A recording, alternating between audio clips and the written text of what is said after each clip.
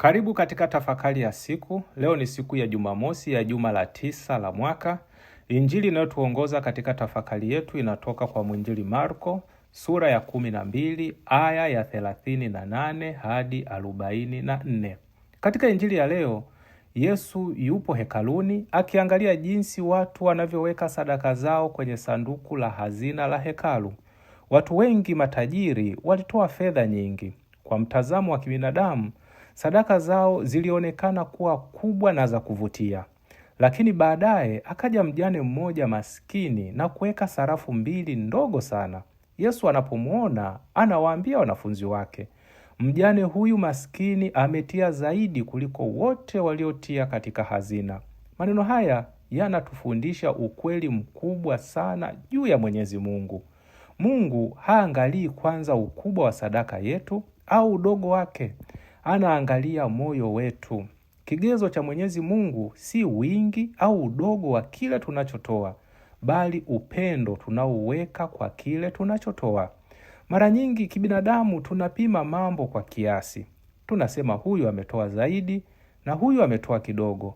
Lakini Mungu anapima kwa namna tofauti.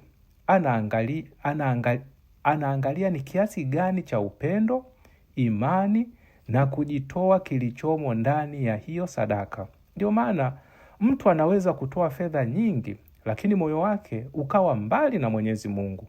Na mwingine akatoa kidogo sana, lakini majitoleo yake yakawa na thamani machoni pa Mwenyezi Mungu, kwa sababu ametoa kwa upendo mkubwa. Hali kadhalika katika huduma zetu, si ukubwa wa kazi tunayoifanya unampendeza Mungu, bali uaminifu na upendo tunaoweka kwenye hiyo kazi tunayofanya.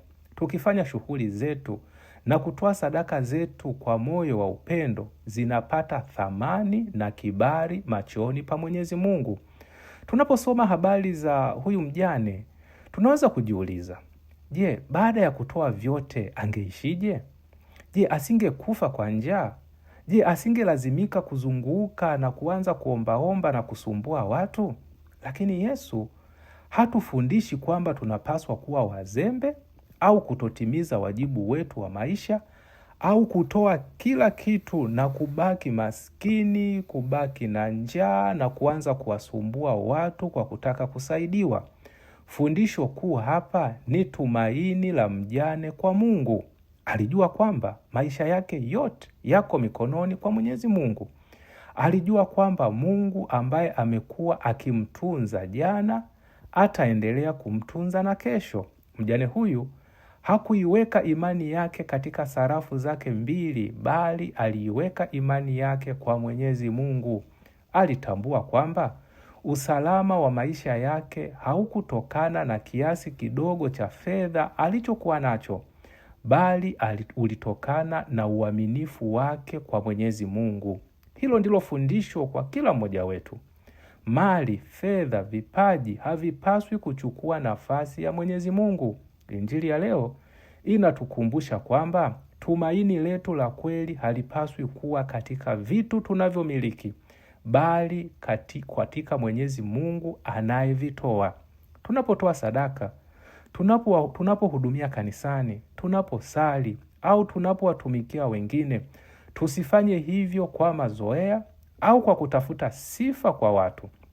Tufanye kwa moyo wa upendo na kwa kumtumainia Mungu, maana kile kinachompendeza Mungu si ukubwa wa kile tunachofanya, bali moyo tunaouweka katika kile tunachofanya.